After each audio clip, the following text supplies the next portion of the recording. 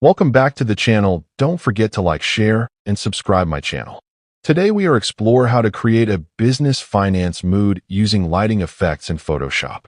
I open Photoshop and bring in a clean image that already feels serious and professional for business finance communication.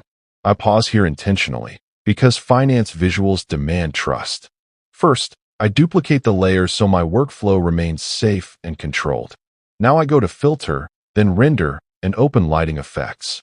I stop for a second and look at the default light, because this is where mood starts changing. I adjust the light position slowly, pulling focus toward the subject. I reduce intensity slightly, so the lighting feels premium, not dramatic.